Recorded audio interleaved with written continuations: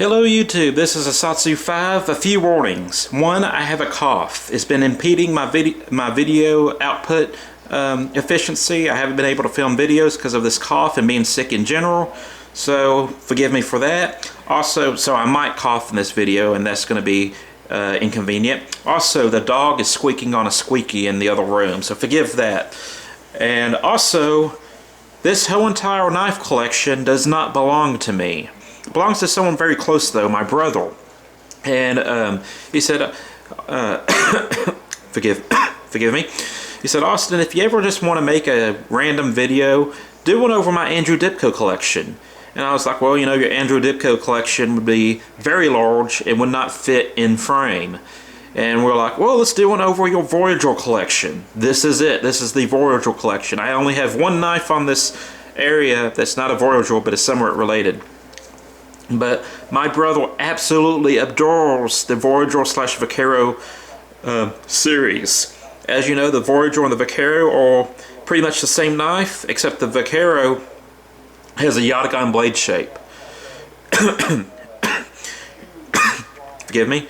And the Voyager has a clip or tanto point. And I think the only one he's missing from this collection is the Hombre, which is a precursor to the Vaquero. And maybe there's an older one that doesn't have a pocket clip. But he pretty much has the whole entire thing. This is his bread and butter. There's very few knives that he loves as much as these. And I'm going to show you his Grail knives. But to get started, this is an Osate Vaquero. Nothing interesting. This is plain edge. He carried it for quite a while. Let's remove that off the table to make room to maneuver things. These are his, actually it would be more like this, but these are his dual wielding self-defense knives. That's why he carries these knives. He has the pocket clips on opposite sides, one in his left pocket, one in his right pocket. He got this idea from Lim Thompson. This one is the BD1, if you can see that. Get it to focus. BD1, and that goes in his left pocket. He has the OS 10, that goes in his right pocket. They're both fully serrated. Me and my brother used to not be fans of serrations, but once you get a handle of sharpening them, you get to really appreciate them. Even if you are not great at sharpening knives, dull serrations will still rip and cut. A dull plain edge might not. So there's advantages to serrations, and usually when it comes to self-defense knives, my brother likes serrations. But yes, he carries this one in his left pocket, which is the BD1, and the OS 10 one in his right pocket. So left pocket, right pocket. We want to remove those off the table so we can have room to maneuver some of these knives. This is one of his older Osate serrated knives. He painted it to give it a more camouflage look to it. And one day my brother was like, hey Austin, I want you to borrow this knife and try to saw a tree limb with it. Now, he's not doing anything big. He was like, if you have to prune some stuff at work about that big, try sawing with this. And you know what? This one has crappy serrations because they're so worn out. You can see they're almost flat top serrations. But at the time, I was like, all right, I'll try it. And you know what? It worked. I'm not recommending it. It's not something that you should do, but it worked. And this is just kind of a relic from times past. And he tried to make it all camouflage, flat dark earth. He also has a Voyager that's plain edge, full flat ground clip, painted the same way. And he doesn't really do anything with these knives anymore because he's so in love with the new serrated Vaqueros. But these are still his knives, so they're still in the collection. Now I'm going to remove those off the table to make room to maneuver some of these other knives. And this is where things get kind of interesting. First off, we got this. This is the new full flat ground clip point medium or small Voyager. And I love this one for EDC task. You can defend yourself with it, but usually I have one of these, and this is more of an EDC knife for me, but it fits the hand perfectly. It just fits like a glove. There's no extra space, there's no gaps or anything. It just fits like a glove. And he did an action job on it. You can open it with your pointer finger, which I just failed to do, and I just failed to do twice, but I did it when there we go. He did an action job on it, and he acid stone washed the blade and worn the pocket clip to make it more rustic, I guess. More, I don't know. He likes to modify his knives, and that's what he did. He worn the pocket clip where the letters will stand out more, and he acid stone washed the blade. I'm gonna move that off the table so we have more room to maneuver these knives. Now, he only has one tanto. This is an old school tanto. Very good, very small, very good workhorse. And this is the vintage, I guess you can say, tanto. And he doesn't really carry it. He's not a big fan of tantos. This has the Vaquero thumb stud, forgive me. And it's not that great. It's kind of painful to use, but it gets the job done. And this is a decent knife, but like I said, it's not his favorite. Let's get into his favorite knives. Before we show you his favorite knives, I want to show you another knife that's not his favorite, but he heavily modified it. Keep in mind, I'm going to take this off the table so we can more easily maneuver knives on the table. But look at this. This is a modified small or medium Voyager. Is a tanto, but he made it into a wharncliffe. This was like his answer to the Yojimbo. He's like, Yojimbo's cool, I like the wharncliffe, but I want a triad lock. So let me see if I can find that tanto. He basically cut the secondary or the secondary tip off or the primary tip off, and he made a wharncliffe. And this is a nasty cutter. And he's actually, you know, that's just a nasty point. Let's see if you can get a good appreciation of how thin that tip is. It just wants to stab, it just wants to cut. And again, it fits the hand like a glove. He did an action job on it, so you can open it with your pointer finger, you can press on the lock and it just drops. And this is one of his heavy modified Voyagers. He doesn't really do anything with it anymore.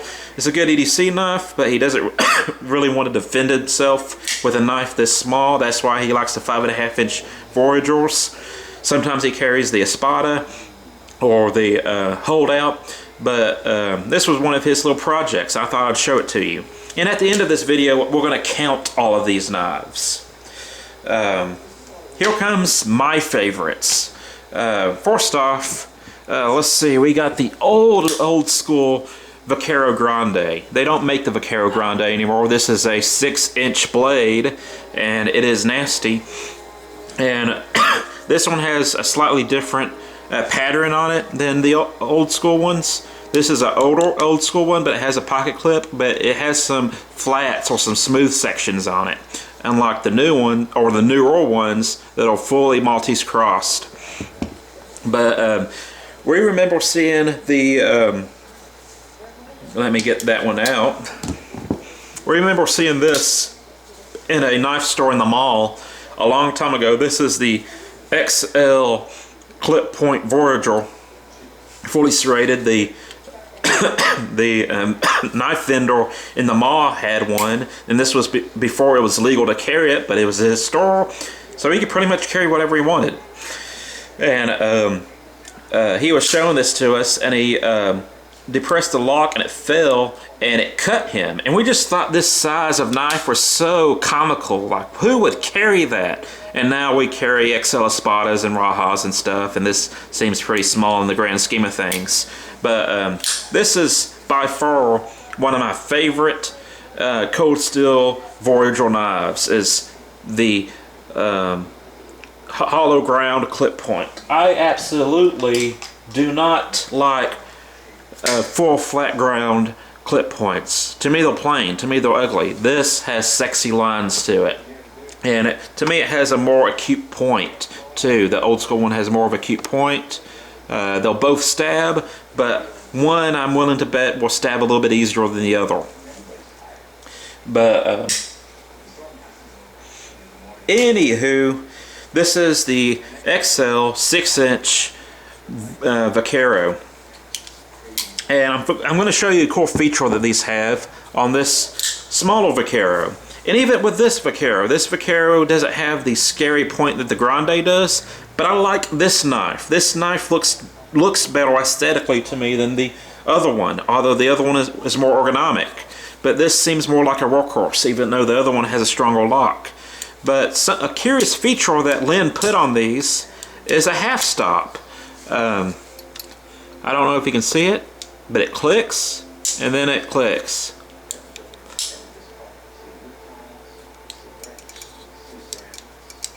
Can you hear that?